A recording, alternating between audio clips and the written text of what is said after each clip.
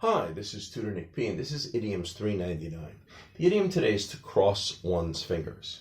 Okay, somebody wants a screenshot? Do it right now. Let's get right to it. If someone crosses one's fingers, he or she puts the middle finger across the index finger.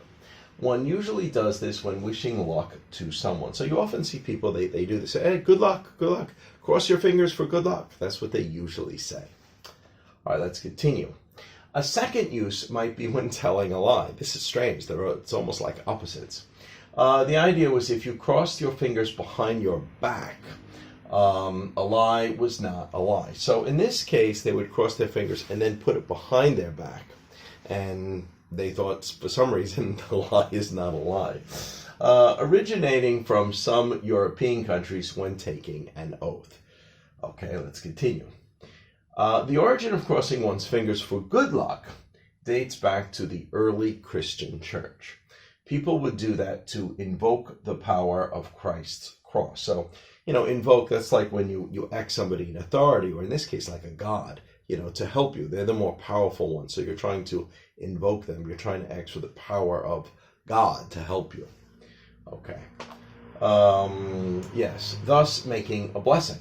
Some say in England during the 1500s, some people would cross their fingers while making the sign of the cross to keep away evil.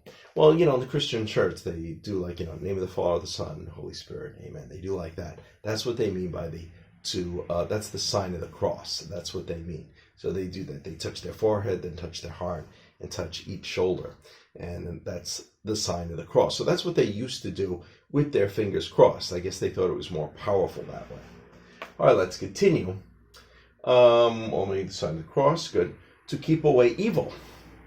Or if people would cough or sneeze. Well, remember, during the Middle Ages, sometimes just catching a cold could lead to pneumonia. You could die, Today, a lot of people are scared of the coronavirus, so kind of the same way, I don't know, if someone coughs, you want to do, hey, keep away, evil. Well, anyway, that's what they mean. Okay, let's continue. Okay, good. All right, and we have 3 examples to show just how we would use it. Here's the first one. Cross your fingers. I think the boss is going to give you that promotion. So, of course, when you tell somebody to do this, it means you're doing it for good luck. Cross your fingers. It might happen. All right, or number 2, before giving that speech, cross your fingers for good luck. Sometimes we actually say it that way. Cross your fingers for good luck. And number 3 is the one that's about lying. I would never lie, as he crossed his fingers behind his back. So that's what he's saying. He'd never lie, and then he puts his fingers behind his back, because, you hate to say it, but almost everybody lies a little bit. So anyway, I hope you got it. I hope it's clear. I hope it was very informative. Thank you for your time. Bye-bye.